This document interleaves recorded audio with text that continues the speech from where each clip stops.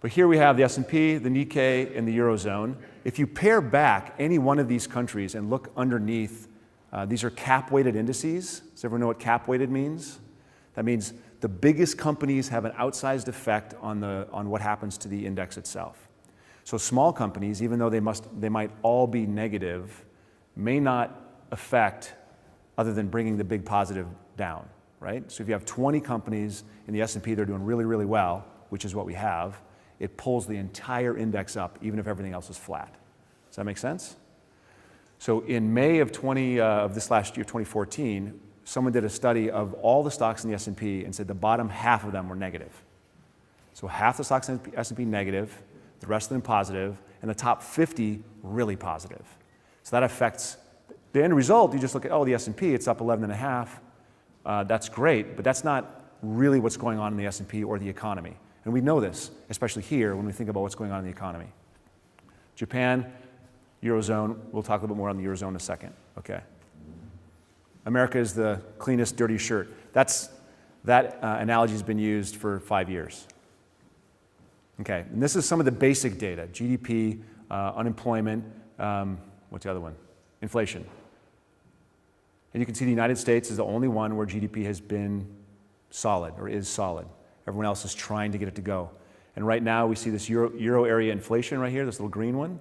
That's going to go negative very soon because of the oil changes, okay? So this is the slide I want to spend some more time on. So in the US, everyone benchmarks to the S&P.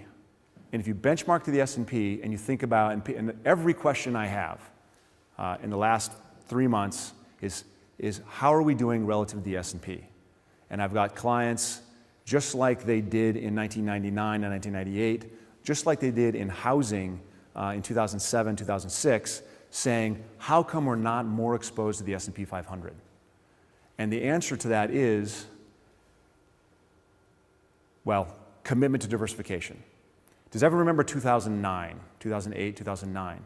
If you look at a 10-year chart of 15 major markets, emerging markets, Europe, real estate, bond markets, broad swath of markets, there's one that's negative for 10 years, and that's the S&P 500, okay? So commitment to diversification is absolutely a critical concept. What's the pain when you commit to diversification? How is that difficult? 2014. That's when it's difficult. That's when you really wish you had been all in on the S&P 500. But this was your real opportunity set right here. That is global equities, 4%. Why? Because everything else was negative. Like the emerging markets were down, Europe is down, everything else is negative. And so if you have a positive outcome, it's because you had a tilt towards the United States. You might have been diversified with a tilt towards the United States. Other than that, you would have had a negative outcome. So in our portfolios, every single one of them, we've been broadly diversified. We've had, I didn't see you come in.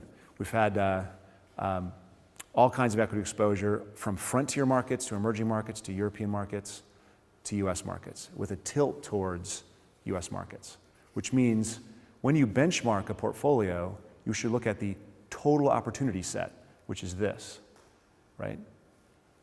And hopefully, when you have a question about portfolio performance, before you have the question about portfolio performance, this is the benchmark. If it's not, that's the first thing we're going to talk about, okay? The second thing we're going to talk about is how much risk we're going to take, right? So we have a portfolio we call a capital preservation portfolio. It was up less than 1% this year. But the point is, the goal is preservation. And we talked about this earlier, how crazy it is out there. When the markets are really going every which way, and we got some down and some up, you have to have ballast on the sidelines, you have to be careful. And if you're saying, I want my capital preserved, which is what that portfolio is for, in an environment like this, that's the right kind of performance. If you're getting a 5% performance on a capital preservation portfolio, then you do not understand the amount of risk you're taking. Make sense?